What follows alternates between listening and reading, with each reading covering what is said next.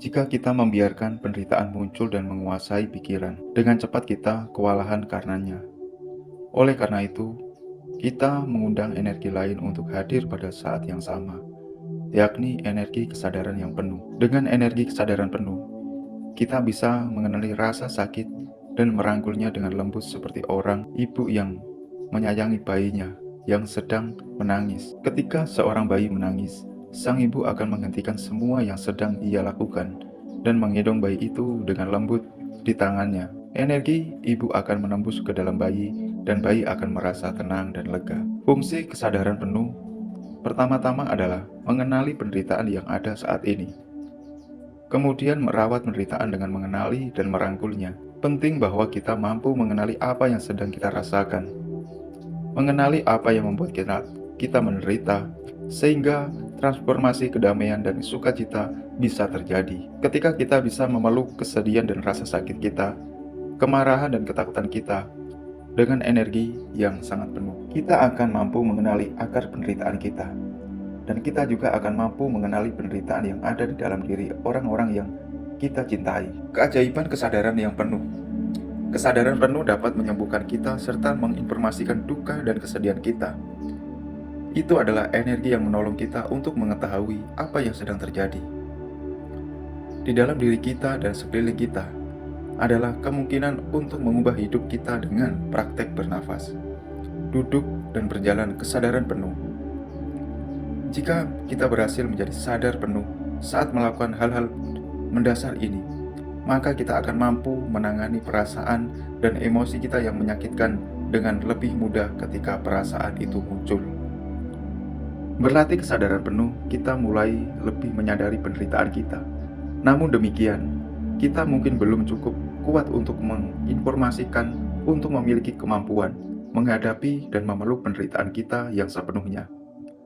Adalah penting bagi kita tetaplah bersentuhan dengan banyak hal yang indah, yang menakjubkan dan menyegarkan yang ada di dalam diri kita dan di sekeliling kita. Seperti contohnya, pepohonan yang indah, langit biru, mata seorang bocah, matahari yang terbenam.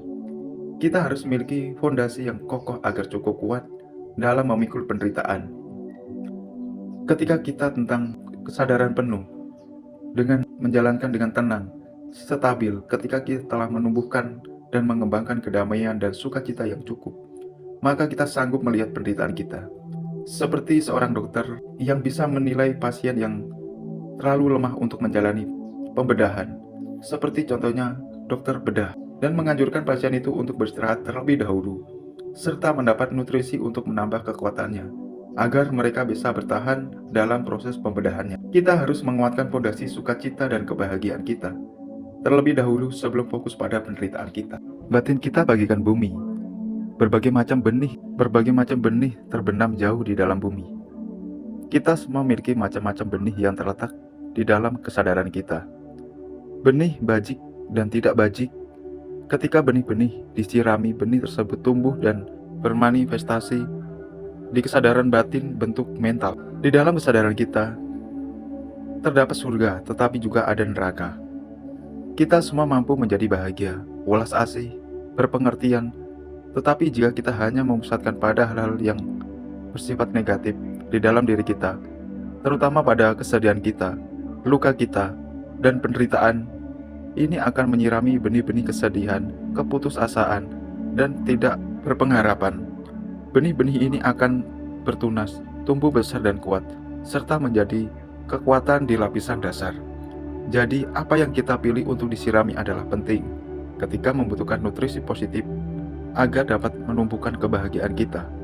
Kita selektif dalam menyirami dengan berlatih memberi perhatian yang tepat. Kita menyirami kualitas bajik di dalam diri kita melalui sentuhan dengan hal-hal yang bersifat positif di dalam diri dan di sekeliling kita. Ini cara menyentuh keajaiban kehidupan yang selalu tersedia bagi kita. Salah satu cara merawat penderitaan kita adalah dengan mengundang benih yang bersifat sebaliknya untuk muncul. Tidak ada yang eksis tanpa kebalikannya. Jadi, jika Anda memiliki benih keputusasaan, Anda juga memilih benih harapan. Jika Anda memilih benih depresi, Anda juga memiliki benih sukacita dan vitalitas. Ketika benih negatif seperti keputusasaan disirami, kita bisa mengundang benih kesadaran penuh untuk muncul dan memeluknya, untuk membantu kita mengenali apa yang kita rasakan. Jika kita merasa kesepian, kita tahu kita terasa kesepian, kita bisa mengalihkannya, mengenali perasaan kita, memiliki dampak langsung pada perasaan tersebut, melemahkan kekuatan benih negatif dan memperkuat benih yang positif. Di lapisan dasar batin kita, semua orang memiliki benih welas asih. Jika Anda berlatih sadar penuh akan welas asih setiap hari, benih welas asih di dalam diri Anda akan menjadi kuat dan akan menjadi sumber energi yang kuat. Semakin kita menumbuhkan, mengembangkan kedamaian, sukacita, dan kebahagiaan di dalam diri kita, kesedihan dan keputusasaan akan berkurang secara alamiah. Kita tidak perlu melawan atau menekan apapun. Kita hanya perlu berusaha menyirami secara selektif benih-benih yang baik dan menahan diri untuk menyirami benih negatif. Ini bukan berarti kita mengabaikan penderitaan kita, melainkan mengizinkan benih-benih positif yang secara alamiah ada untuk menerima perhatian dan nutrisi, sehingga benih-benih positif itu dapat bertunas dan tumbuh, berkembang, serta menghasilkan bunga yang indah.